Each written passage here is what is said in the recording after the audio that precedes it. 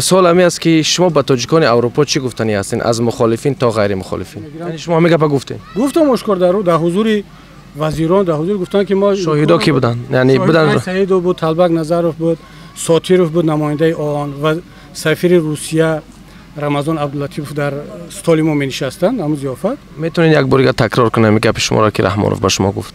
اون چون آمد گفت که دو بار همراه صحبت کردم در این جلسه، من کم هست که رهبری دولت باید نفر دو مرتبه سلام کند، 3 روز دستت رو نشد دیگر تبرکی. جواب شما؟ من گفتم باری اول در تاریخ 80 ساله پارلمان گفتن که کارمندان پارلمان به معاش میمونن.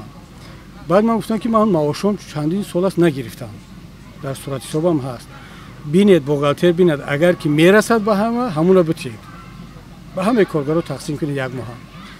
رئیس دستگاه رسولوف بود، همراهخان رسولوف آمد گفت که ما حساب کردیم 4000 سامانی دیگر نمیاد. اصلا هیچ کس با شما کار ندارد. اون برادرم که در استرالیا است باید بدون که اصلا هیچ کس در سراغ اون نیست، در فکر اون نیست، وقت نداره. یعنی شما هیچ مشکل شخصی ندارین و این نفرم نمیشناختین؟ اصلا نمیشناسم، ندیدم.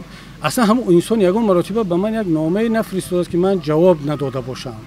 اصلا هیچ ارتباطی ندارم و از همین گپ خبر رو فهمیدم. حالا جدا از اون ما چرا نامش گفته عبدالسلام ادینه زاده با هم خاطر می‌خواستم تاکید بکنم که شما وکیلا را پول دادین، شاید می‌خواستین اونا را بخرین. معاش خودشون حلال نمیکنن، چی رسد من با اونها با معاش دیم.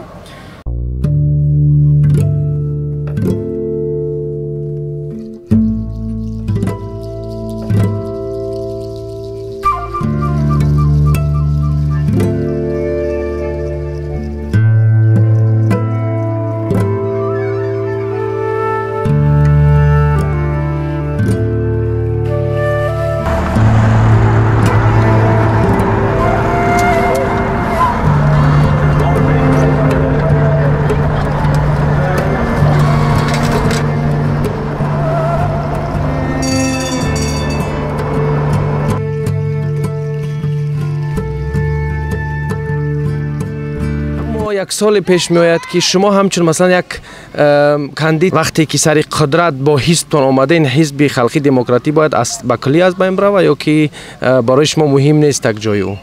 ببینید همین سوال شما هم برای در یک فضای سالم سوال عادی است، خوب است در اروپا در همه جا دیگر، اما برای بعض تاجیکان همین سوال داده که شما همچون کاندید آینده یا پرزیدنت آینده، حتی من میترسم که بعضی ها شما را متهم به اون نکنن که باز تبلیغ کرده استودیت فلانی را، چون مغز و تفکر یک کمی آسیبیده سیاسی تاجیکان متاسفانه همین است. اما چون شما سوال دادید من آشکار جواب میگم. اصلا من اعتقادم این است که در هیچ جامعه یگان نفر رو به خاطر عقیدهش، فکرش نباید مجازات کرد.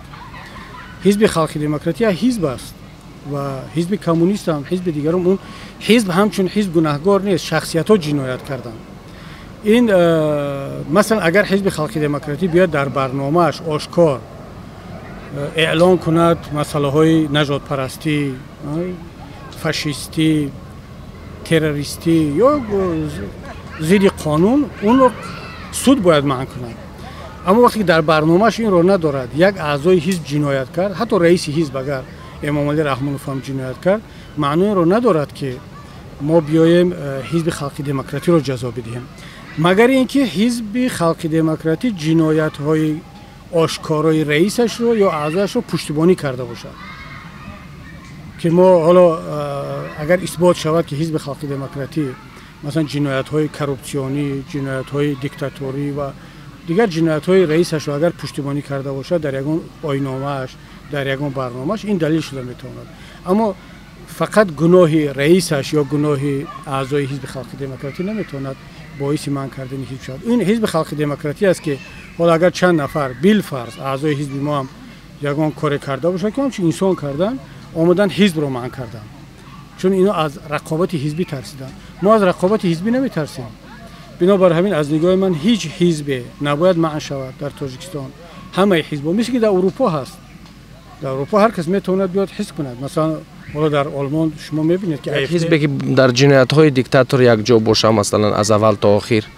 حالا ببینید من همین گفته هستم که اگر اثبات شود که این حزب یا با ایدئولوژیش یا با فعالیتش یا با قرارهای قبول کردهش باعث این جنایت شد یا سپاری داد، مثلا یک قرار قبول کرد حزب خلقی دموکراتی که дар Тоҷикистон ҳизбҳои дигар мамнӯъ шаванд, якҳизбӣ шавад, ин дигар ҷиноят аст, он бояд манъ шавад. Албатта алон ҳамун тавр ҳаст, якҳизбӣ аст. Зоҳиран мо 6 ҳизб дорем дар Тоҷикистон, вале амалан ғайр аз ҳизби социал-демократ ам як ҳизб аст дигар. Ино ҳизбҳое ҳастанд ки мутаассифона ба легои ҳамун ҳизби халқи демократиянд. Аммо дар аз рӯи қонун ки ин тавр нест. Дар мо зоҳиран гӯё бисёр ҳизбӣ ҳаст ва ҳеҷ кас ҳақ надорад ҳизби халқи демократиро манъ кунад. Хуб, як суоли дига камакак хориҷ аз мавзӯъ аст, чунки фикр мекунам бисёр ҷолиб мешавад ки мардум аз ҳамаи тараф нигоҳ бикунанд, фақат дар бораи сиёсати ҳизбу тарафҳо суҳбат бикунем. Дар бораи ин сол дар бораи шахсияти худи шумо аст ки шумо гуфтем ки шумо ҳамеша дар парвоз буден, масалан ҳамеша мисли турист тарафи олмон меомаден, тарафи дигар кишварҳо. ҳамин хароҷоте ки шумо мекарден аз кадом тараф пардохт мешуд? бибинед, ман инро як бор дар як ҷо гуфта будам, ҳоло бори дигар мегӯям ки то имрӯз 10 сол узви парлумон будам. Ҳатто як парвозам аз ҳисоби давлат накардам. Ҳоло ки аз рӯи қонун депутати парламент ҳам парвозҳои дохилияш ва ҳам хориҷияш аз ҳисоби буҷаи давлат пардохт мешавад, меҳмонхонааш хеле имтиёзоти зиёд дорад. Ман дар 10 соли вакилиям ҳатто як рӯза мошини давлатро савор нашудам. ин гап дуруст аст ки шумо ҳатто пули давлатро нагирифтин? бале, ман ино ҳеҷ вақт намегуфтам, вале ҳеҷ вақт маоши депутатиро ҳам нагирифтам. Чаро? бибинед, чун ман даромад доштам. Ман пеш аз он ки депутат шавам, пеш аз он ки раиси ҳизб шавам, ман тиҷорат доштам. Вақте ки ман соли 2005 аввалин бор депутат шудам, ҳамаи номзадо декларатсия пур мекунам. Ман декларатсия пур кардам, тамоми моликияту дороиамро овардам ба ҳукумат пешниҳод кардам ки ман Муҳиддин Кабирӣ депутат шуда истодам, он вақт раиси ҳизб набудам. ин қадар пулу мол дорам.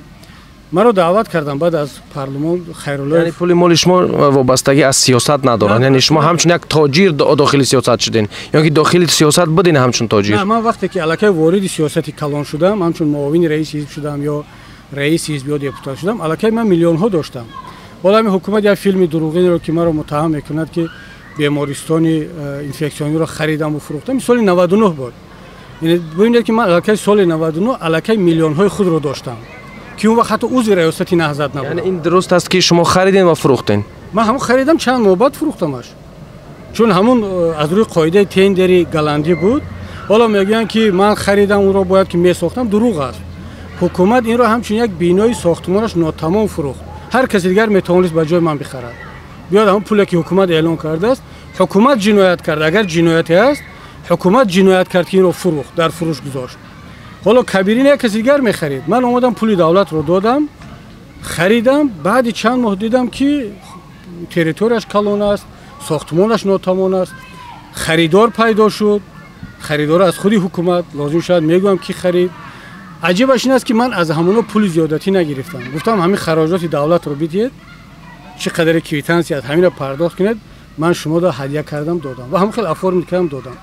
яъне манзурам ин аст ки ман соли 99 аллакай, яъне ҳоло то депутат шуданам, вақте ки ман декларатсия пур кардам, Хайруллоев маро даъват кард, гуфт ки дастгоҳи президент хеле тааҷҷуб кардан, мегӯян Кабирӣ чаро ҳамаи чизо навиштааст. гуфтам чаро нанависам, ман магар дуздидам ки декларатсия пур накунам. ҳар чизе ки ман харидаму фурӯхтам дар ҳукумат аст. аҷибаш ин аст ки ман ҳеҷ чизро берун аз нархи ҳукумат ва берун аз хариду фурӯши ҳукумат нахаридам. ҳамаи чизро дар ауксион харидам. ҳукумат фурӯхтааст, ман харидам. ва онҳо вақте кофтуков кардан, ҳеҷ чиз пайдо накардан. вақте ки расонаҳо навиштанд ки бойтарин депутати Тоҷикистон, як маҷалаам ба фикрам випзона чоп карда буд, маро боз даъват кардан, гуфтанд ки президент хеле нороҳат шудаасту, хафа шудааст ки Кабирӣ қадар пул доштаасту, чӣ хел депутат шуду, чӣ хел. хоб гуфтам, яъне аз нигоҳи онҳо бояд ё касе депутат шавад ки дорояшро пинҳон кунад, баъд ӯро муттаҳам кунанд ки ту огоҳ бошӣ ки мо медонем чӣ қадар дуздӣ карда истодаӣ, ё як камбағали бепуле бошад ки аслан ба ҳамон маошаш мунтазири ҳамон маош бошад, барои ин ки аз депутатӣ ҳай накунанд ё аз мансаб пеш накунанд, ҳар чизе ки ҳукумат гӯяд ҳамонро такрор кунад. аммо як нафаре ки бо пули худаш меояд, депутат мешавад, молояшро ба дорояшро ба ҳукумат эълон мекунад, баъд маоше ки ман ҷамъ мешуд дар суратҳисобам, инро бигӯям ки ман ҳатто як вақте ки ҷамъ шуд маошам дар суратҳисоби депутатӣ, як соле барои соли нав 13 зарплатаи кормандони парлумонро 163 нафар коргар дорад, ғайр аз депутатҳо, ё 150 нафар полшӯю ронанда дорад парлумон. инҳоро натавонист давлат маош бидиҳад.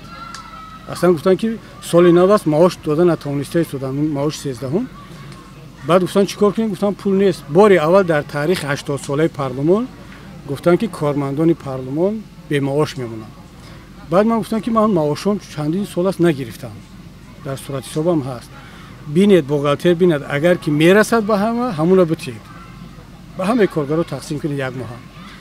رئیس دستگاه رسولوف بود. همراهخان رسولوف آمد گفت که ما حساب کردیم 4000 سامانی دیگر نمیرسد. برای آنکه همون پر شود که همه کارگرای پارلمان یک ماه معاش گیرن. من با 4000 دیگر از کیسه خودم دادم. گفتم اینا سرش پر کنید و به مردم معاش دید. یعنی این دلسوزی شما برای کارمندان پارلمان بود که اصلا من فکر میکنم پارلمان تاجیکستان یک بازیچه از اول تا اخیر بود. یعنی همچون یک پارلمان همچون حزب خلقی دموکراتیک و اکید، اما پارلمان تاجیکستان هیچ رولی را بازی نکرد در یعنی سیاست تاجیکستان. ببینید پارلمان 63 وکیل دارد ولی 150 نزدیک 160 کارگر عادی دارد. خیلی معاش کم میگیرن. اونا شهروند تاجیکستان هستند. اونا هیچ ربطی به این سیاستی مثلا حالا شما گفتید بازیچه بودن پارلمان ندارن. اگر یک پارلمان واقعا دموکراتی هم باشد همون راننده و پولشو همون آشپز اونا لازم هستند در اونجا. من با اونها دادم. مبادا نه اینکه با وکیلان. نه مبادا مردم فکر نکنن که با من با همون خاطر می‌خواستم تاکید بکنم که شما وکیلا را پول دادین شاید می‌خواستن را بخرین. معاش خودشون حلال نمیکنن. چی رسد من با اونها با معاش دادم. و من با کارگرای عادی دادم این معاش را.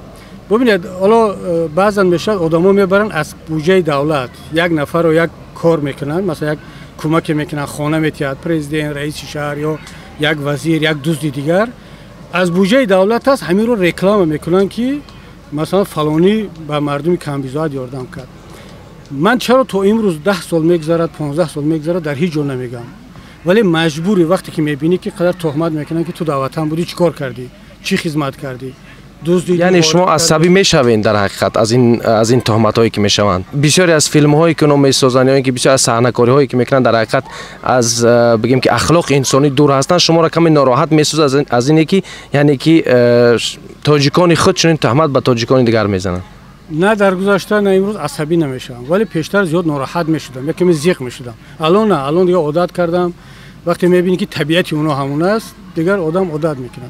اما با خلاصه اومدن وقتای آخر که مردم عوام یک عادت داشتند، یعنی هر چقدر نسبت شما تهمت دروغ رو زیاد بگن شما خاموش باشید جواب ندهید مردم باور میکردن. یک قسمش وقتای آخر احساس کرده ایستادم که یک گروه آدم واقعا فکر میکنن که کبیری منصبدار بود پول دولت رو دزدید یا بیمارخانه رو فروخت ویران کرد یا چیکار کرد در تاجیکستان.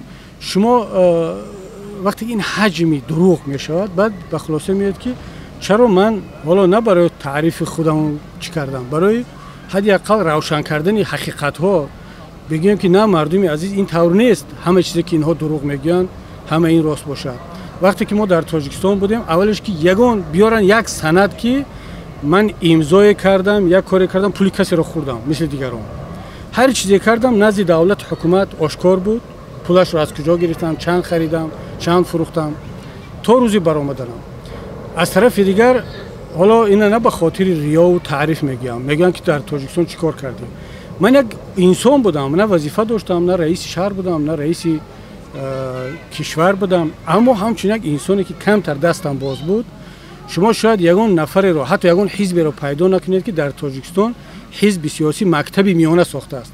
ما رو میگن شما فقط مسجد ساختید و ما مکتبی میانه ساختیم و یک تا دو تا هم نه، مکتبی میانه با پول نهضت اسلامی تاجیکستان ساخته شده. یعنی خدمت شما در فرهنگی و در کلتوری تاجیک هم زیاد بود، یعنی با فرهنگ بختش کلتور. ولی ما مکتبی میانه ساختیم، ما بیمارستان کمک کردیم، ما روزنامه و مجله های غیر حزبی رو کمک کردیم، صدها و شاید هزار دانشجو رو به سن پترزبورگ و مالزیا و کشورهای اسلامی نه کشورهای اسلامی هم که توصیه دادیم به جاهای خیلی خوب رفتن. اما این نیست که ما فقط به کشورهای اسلامی فرستاده باشیم. حالا من یه روز یک جوان از سن پترزبورگ زنگ زد، ختم کرده است دانشگاه رو، ماجستراتور میخواند، زادروز تبریک کرد. بعد گفت که یادتان است که من با پول شما اومدم سن پترزبورگ خواندم، موضوع در یک اداره شهر سن پترزبورگ کار میکنم.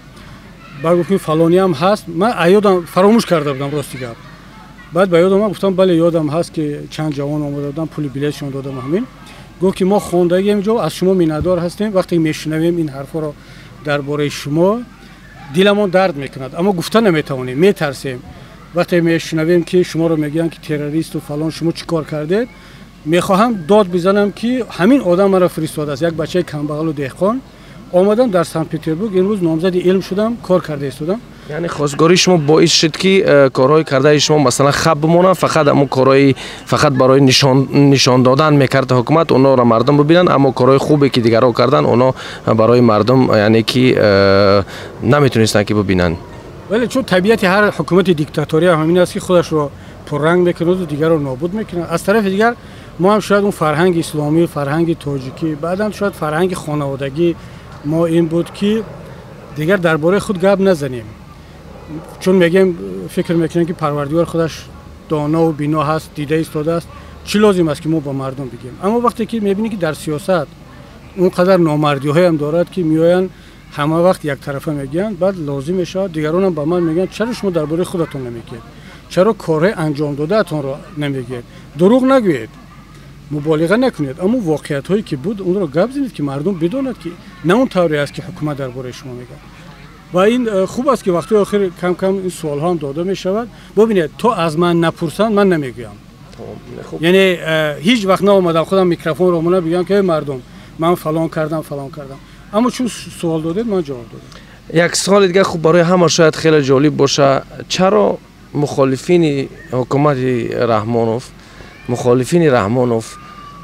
اونایی که در خارج کشور هستند، خب برای نفرانی به ما معلوم زیاد به طرف شما شاید تهمت باشد، شاید کریتیک باشد، یا اینکه شاید از نادوستاری باشد، هر حرفای مثلا تحقیرآمیز خب میکارن در صحیفه های خود. شما فکر میکنید سبب در چیست؟ ببینید، اول اینکه منم یک انسانم، خطا دارم، گناه دارم و هیچ انسان عاری از این گناه و خطا نیست و هم حق دارد یک انسان دیگر رو تنقید کند، بخصوص سیاستمداران را. سیاستمدار وقتی که در صحنه برآمد دیگر باید آماده باشد که در زیر ذره‌بین مردم هست، او رو تنقید میکنن، او رو میگوین و حق هم دارن. من از کسانی که انتقاد میکنم ناراحت نیستم و اصلا خوب قبول هم میکنم، اما یک ایده وقتی که میان فقط منفی میبینند، مثلا شما تصور کنید یک انسان در رفتار شما که حالا 40 ساله هست، شاید 35 40 ساله، در همین 40 سال عمر شما یک عمل نیک شما را هم ندیده است، یک جنبه مثبت شما را هم نمیبیند، فقط تنقید میکنه، سیاه میکنه. شما حق دارید به این نتیجه برسید که این آدم انتقادش خالصانه نیست، چون یک تنقیدگر یک شما باوری دارین که یعنی این تنقیدگرایی که شما را تنقید میکنن اینا وظیفه دار شدگی هستند؟ نه، من اولش این که باور ندارم که همه کسانی که مرا تنقید میکنن به انصافن، چون هستن کسانی که مرا تنقید میکنن برای بعضی کمبودیام، باز برای بعضی کارهای خوبم اونها را میگن و در جایی که من مظلوم قرار میگیرم از من دفاع میکنن، در جایی که من ظالم قرار گرفتم مرا نکویش میکنن، تنقید میکنن. این گونه انتقاد را من قبول دارم. اما یک ایده از دوستانی هستن که حالا شما گفتید کسانی که خودشون در خارج هستن، من وقتی که مشاهده کردم یک عمومیت بین اینا هست، چه از جبهه دینی چه از جبهه دنیوی. شما فکر نکنید که تنها یک جبهه ما رو تنقید میکنن، هستن کسانی هم که مثلا چهره دینی دارن، خودشون رو پیشوای دینی میگیرن. سبب در چیست؟ یعنی چرا شما، نه یک نفر دیگر، چرا شما؟ من وقتی که فکر کردم اطراف این موضوع به این نتیجه رسیدم که اون عمومیتی که وجود دارد در بین اونها این است که اونا فکر میکنن که اگر من نمی بودم در اروپا یا اپوزیسیون نمی بودم یا اصلا وجود نمی داشتم، خارج نمی اومدم، یکی از اونها در اون بخش دینی حالا رهبر بود، اپوزیسیون بود، تنها کسی که مانع می شود من هستم. من یا مردم رو فریب کرده ایستادم یا دقت مردم رو به خود جلب میکنم که او یک انسان بسیار وارسته و آگاه و زیبنده و دانا در سایه قرار گرفته است و فکر میکند حتی بعضیش که من عمدن این کار رو میکنم. مثلا اجا شنیدم کسی گفته است که من کدام کشوری رو نامه زدم و مجبور کردم که فلانی رو یا حبس کنن یا بیرون یا بدون صحبت بدون پرده که هست. همین عبدالسلام نزادت که خود اخیران مثلا اولیاء حساب میکنه، خب ما فکر میکنم بسیاری با این مقصد رسیدن که خوبی فکر شخصی من نیست، به این مقصد رسیدن که بگذاریم مثلا اهمیت ندیم، گپ نزنیم. اما ما فکر میکنم وقتی که یک آدم به اهمیتی میکنی اینم نااحترامی میشه و در حقیقت خوبی خبران با شما میرسه. با فکر شما چی چیزی رو میخواهد از شما عبدالسلام اودینزاده بفهمد؟ آیا شما در همین کار دست داشتین که همون نفر بگیم که از طرف حکومت استرالیا دستگیر کردن یا اینکه پرسپوز کردن، یا که شما اصلا به اینها این کارها اصلا از بگیم که شما در این کارها کاردار نبودین یا که دست شما در این چیزا نبود؟ وقتی من همین شنیدم خندیدم اول، بعد رفتم گفتم یک نوارش ببینم چی است، بعد به نتیجه اومدم که باید در حق برادر دعا کنیم، چون اصلا عقل کی میگیرد که من خودم یک مهاجر اصلا 20 آدم پیدا نمیکنم که در اینجا کارهای اپوزیسیون و کارهای خودم رو ما درست براهمونیم، چگونه من 20 نفر دیگر رو مسئول میکردم، پول میدادم که برای یک نفر دیگر نامه بنویسن به یک کشور دیگر. بعضی آدما گرفتار وسواس میشوند، یک فانتزیشون اونقدر بالا میرود که اصلا این تنها خاص یک نفر نیست، شما اون بنده خدا بیچاره مظلوم رو، چون مظلوم است حالا به چی دلیل در این حالت گرفتار شده است. حتی بعضی کشورها در همین فکرن، من حتی بعضی وزیران تاجیکستان رو میشنوم که میگن که امریکا و فرانسه و ترکیه و ایران و روسیه و خیتای همه در فکر ضبط کردن تاجیکستان هستند. ازبکستان یک وقت این یک وسواس است، مردم دیگه کار ندارن که میشن در وارشاوا و در حالا واشنگتن و بلژیک و در تهران و مسکو فقط درباره تاجیکستان فکر میکنن. یک وقت همین شراف‌الدین وقتی که دزدیده شد از تاجیکستان برگردوندن، من ملاقات در وزارت خارجه گلندیا داشتم برای همین مسئله شراف‌الدین. معاون وزیر خارجه گلندیا گفت که اصلا گفت وقتی که همین حادثه نشد من نمیدونستم تاجیکستان در کجاست و چی کشور است. در دوشنبه بعضی فکر میکنن ممکن گلندیا و بلژیک و حالا نمیدونم آلمان در فکر اون هستن که حکومت رو عوض کنن، در اونجا تبادلات کنن. اصلا هیچ کس با شما کار ندارد. اون برادرم که در استرالیا است باید بدون که اصلا هیچ کس در سراغ اون نیست، در فکر اون نیست، وقت نداره. یعنی شما هیچ مشکل شخصی ندارین و این نفرم نمیشناختین؟ اصلا نمیشناسم، ندیدم. اصلا هم انسان یگان مرتبه به من یک نامه نفرستاده است که من جواب نداده باشم. اصلا هیچ ارتباطی ندارم و از همین گپ خبر رو فهمیدم. حالا جدا از اون ما چرا نامش گفته عبدالسلام اودینزاده، همون گونه عبدالسلام اودینزاده در هم اروپا هم هست. اصلا فکر میکنن که اگر کبیری اروپا نمی اومد در اینجا مثلا اونا شخصیت اولی اپوزیسیون و نمیدون راهبر و کیم چیکارا میکردن. این یک وسواس است. یعنی این فقط مشکل شخصی همون نفرانی مخالف دولت حکومت تاجیکستان هستند که مخالف حکومت بگیم. خب دولت از ملت است، اما این دولت هم امروز با حکومت همه یک رحمانوف شده است دیگه، ما هیچ چیز نداریم بغیر از رحمانوف. خب یعنی شما فکر میکنید که مخالفین ما که در خارج هستن یک مشکل شخصی دارن و یک رشک شخصی دارن که مثلا اگر اونایی بود من کمک قدرم بالاتر میبود؟ من اصلا اعتقادم این است که هیچ نفر جای کسی دیگر رو گرفتن نمیتونه، هیچ کس جای من رو گرفتن نمیتونه، همچنین که من جای هیچ نفر رو گرفتن نمیتونم. مطمئن باشد که من منوچهر کوهستانی شده نمیتونم.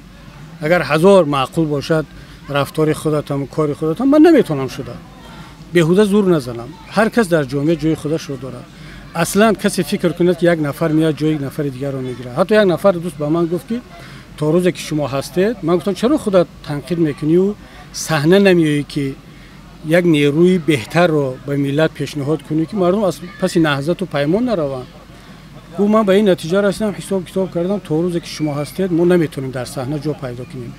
یگانه خدمت شما به ملت به اپوزیسیون این است که خودتون داوطلبانه بروید از صحنه یک جای دیگر که ما بتوانیم این کار انجام بدیم.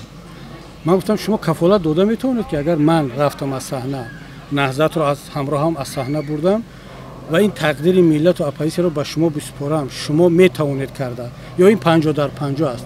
گو 50 در 50 است. منم کفالت داده نمیتونم که از شما بهتر میدونم. یعنی این قوی بودن شما نفرانی بگیم که مخالف شما را شکست میدهند یا اینکه ناراحت میسازند؟ این چی چیز است؟ این به قوی بودن من رب نداره. این به قوی بودن شما به معنای یک حزب، به معنای یک فهمیدم. نه این نه به قوی بودن من هم شخص رب داره، نه قوی بودن هم چون حزب. این به ضعیف بودن طرف دیگر رب دارد. اون طرف در خودش کمبودی دارد، کمبودی رو میبیند. به جای آن که بیاید خودش رو کاری کند از من بالاتر کند، تلاش میکند که مرا پایین بکشد به سطح خودش فرارد. که من فکر میکنم این در سیاست، در تجارت، در کار خوب نیست. مثلا من اگر ببینم که رفتار شما با من معقول نیست، من میام خودم بدون اون که کسی را ضربه بزنم کار میکنم که از شما بهتر کنم و مردم ببینم. من دعوتم از این برادرها چون فرصت شده که برای این است که بیاید این گونه بازی‌های بچگی و کودکانه را کنار بگذارند و اصلا در همین شرایطی که تاجیکستان هست، حتی اگر ما رو دوست ندارن، حتی اگر نهضت رو هم دوست نمیدارن و مطمئنم که رحمانوف رو با کماندش هم دوست نمیدارن، چون احساس میشود یا بیان در پهلوی رحمانوف قرار بگیرن، ما رو ضربه بزنن به طور آشکار، یا بیان حداقل در پهلوی ما قرار نگرفتن، خاموش باشن حداقل یک مرحله، تا اینکه این مردمی که در صحنه بر اومدن، مبارزه کرده ایستادن، جان و مالشون رو در خطر گذاشتن، وطن رو از دست دادن، پدراشون زندانی، اینا حداقل مبارزهشون رو دوام دهند. خیلی نامردی است که شما یک نفری رو، یک گروهی رو که از وطن رانده شد، حزب رو از دست داد، مالکیت رو از دست داد، پدر و برادرانش در زندان و آشکار مبارزه برده ایستاده است، بعد بیاد بگید که اینا از رحمانوف هم بدتر هستند یا اینا رو هم باید ضربه بزنن. من فکر میکنم این شاید خاصی فقط تاجیکان باشه، در یگان ملت دیگر شما رو نمیبینید. اینها یک دلیل دارند، دلیل اساسی اینهایی است که مثلا میگویند که اینها میتوانستند که در تاجیکستان کاری بکنن. اینا وقتی که مثلا چرا در تاجیکستان بودن آشکار مبارزه نمیبردن، مثلا چرا این کار در تاجیکستان نمیکردن، امروز اومدن جای ما را گرفتن، مثلا به یک بگیم که ساده کرده بگم. حالا که این جای اونها نیست، این اروپای وسیع است، هر کس جای خود را دارد. دیگه‌اش که در تاجیکستان ما آشکار مبارزه بردیم، هر چیزی که از دست تمامی اومد کردیم. اگر آشکار مبارزه نمی‌بردیم ما رو منع نمی‌کردن، مالکیت هم رو نمی‌گرفتن، زندانی نمی‌کردن برادران ما رو. حداقل بروند صحبت‌های ویدیویی ما را، مصاحبه‌های ما را، برآمدهای ما در پارلمان سال 2010 2011 تا 2015 رو ببینن و بها بدن. یک برادر به من همینجا گفت، حالا اسمش را میگیرم، شراف‌الدین گدایف، گفت که واقعا گفت همونقدر تحت تاثیر این تبلیغات مانده بودیم که تا وقتی که خودم بعد در این سالهای نزدیک دیدم برآمدهای سال 2014 13 رو، منم باور میکردم که شما در تاجیکستان خاموش بودید، هیچی نمیگفتید. گفتم شما اون وقت کی رو گوش میکردید؟ گفت اصلا خبر نداشتیم. پس این کمبودی خودت بوده است که الان بعد که در خارج آمدی، بعد دیدی که نه اونا در دوشنبه گپ میزدن، میگن هیچ فرقی بین صحبت امروزه و دوشنبه من نمیبینم. اون برادران بیان یک کمتر دیدگاه خود رو اصلاح کنن، معلومات خود رو پوره کنن. اول واقعا بروند سراغ، مثلا ببینن که خدا در فلان صحبت رحمانوف رو تعریف کردی در تاجیکستان، امروز تنقید میکنی. اگر این رو پیدا کردند و به من گفتن، من قبول میکنم. یعنی شما هیچ وقت رحمانوف رو تعریف نکردین؟ هیچگاه. من حتی رحمانوف رو تا برآمدن یک مرتبه هم در روش هم جناب عالی نگفتم. ماشاءالله. بروند هر کسی اگر پیدا کنه در غایبش در حاضرش بگوید که کبیری رحمانوف رو جناب عالی گفته است، من میام استعفا میدم، میگم گپ تو حق نگفتم در حیاتم. حتی با من گفتن چند مرتبه که رحمانوف خفه شده ایستاده است که همه دنیا، همه تاجیکستان جناب عالی میگه. من در صحبت روز میگم جناب پرزیدنت، محترم پرزیدنت. من گفتم من از روی کنستیتوسیون گپ میزنم. در کنستیتوسیون جمهوری تاجیکستان عنوان جناب عالی نیست. این عمل غیر کنستیتوسیونی است. بالاترین منصب پرزیدنت است و بالاترین مقام و افتخار جناب پرزیدنت است. از این بیشتر من نمیگم. خب من این رو بدون دغدغه میکردم، بدون واهمه میکردم، بدون رکلام میکردم، آرام میکردم. مردم فکر میکنن که در دوشنبه ما خاموش بودیم، حرف نمیزدیم. از رحمانوف پرسید که کبیری چی گفته است و چی میگه. رحمانوف وقتی که آدما می اومد همراهش صحبت میکردن، سلام میکردن، دیگر واقعا اونها رو لرزه میگرفت. من حالا با اینا آشکار میگم، اما رحمانوف وقتی اومد سلام کردیم، صحبت کردیم و شوخی آمیز بود یا به هر باور گفت که 3 روز این بیگا 2 بار همراه سلام کردم. واقعا یک بار در درآمد جلسه قدیم سلام کرد، بعد وقتی که مهمونا را خیر مقدم میگو با اومد سلام کرد و گفت که 2 بار همراه امروز سلام کردم، این کم میشود که من با یک کس 2 بار سلام کردم، 3 روز دستت رو نشو تبرکی. یعنی بعد گفتم امکان ندارد، ما میرم تورات میکنم، وضو میگیرم. یعنی شما میگه گفتین؟ گفتم اشکار در حضور وزیران، در حضور گفتن که ما شاهدا کی بودن؟ یعنی بودن سعید بود، طلبک نظروف بود، ساتیروف بود نماینده آن و سفیر روسیه رمضان عبداللطیف در استالیمو می نشستند. همون ضیافت میتونین یک بار تکرار کنم گپ شما را که رحمانوف به شما گفت؟ اون چون آمد گفت که 2 بار همراه صحبت کردم در این جلسه، من کم هست که رهبری دولت باید نفر 2 مرتبه سلام کند، 3 روز دستت رو نشد دیگر تبرکی. جواب شما؟ من گفتم که تشکر برای اینکه 2 بار سلام کردید، اما امکان ندارد چون من رفته تورات میکنم، نماز میخونم و میشونم دستم رو. یک کمی همتر ایستاد و بعد گفت که خودت یک آدم اینتلیجنت با سواد هستی، یا متعصب نیستی گفت یا فوندامنتالیست نیستی، یکی کلمه رو استفاده کرد. چرا این گونه فکر میکنی؟ گفتم این چی ربط دارد به تعصب و به فوندامنتالیسم؟ من مسلمانم باید تورات کنم دیگر، ولی احترام شما را قدردانی میکنم و تشکر که لطف کرده، اما دیگه این نماز است و روزه است یا من امکان ندارم. بعد که رحمانوف دور شد یک کمتر ناراحت شد. زید و من زید سعید گفت که به فکرم کمتر سخت گفتی و ناراحت شد. گفتم حالا چی جواب میگفتم؟ اگر میگفتم که بله من 3 روز نه یک هفته دستم را نمیشم دروغ میشد. من تملق را دوست نمیدارم. من یکم جواب غیر قانونی غیر اخلاقی ندادم. خب 3 روز نشو، برای چی 3 روز نشویم؟ من خب پرزیدنت انسان است، قد یک نفر سلام میکرده است، چرا باید 3 روز دستش رو نشوید؟ خب من پدرم سلام میکنم که بزرگترین انسان برای من بود، با مادرم بود، دستم رو میشوتم، چرا با پرزیدنت این کارو نکنم؟ رحمانوف را پرسیدند که کبیری در داخل تاجیکستان چی میگفت، نه اینکه آدمانی که خود را قهرمان میگیرند و میان در خارج. بعد من رحمان اگر حاضر همین آدما یک قسمی که مرا تنقید میکنن، رحمانوف یک مرتبه همراهش زنگ بزند دعوتش کند تاجیکستان ببینید چگونه رفتار میکنه. ما همین بود که از وطن به وطن شدیم، مالکیت رو گرفتند، وگرنه من نه غارت کردم، نه پول دزدیدم، نه ترور کردم، نه کشتم. همین بود که با یک دیکتاتور گفتیم که تو هم انسان هستی. تشکر زیاد، خیلی صحبت جالب بود. در حقیقت فکر میکنم که یکی از جالبترین اینترویوهای من باشه. در حقیقت تشکر زیاد. در حقیقت یک سوالایی را ما از شما پرسیدیم که جوابهای قانع کننده برای ما جواب دادین.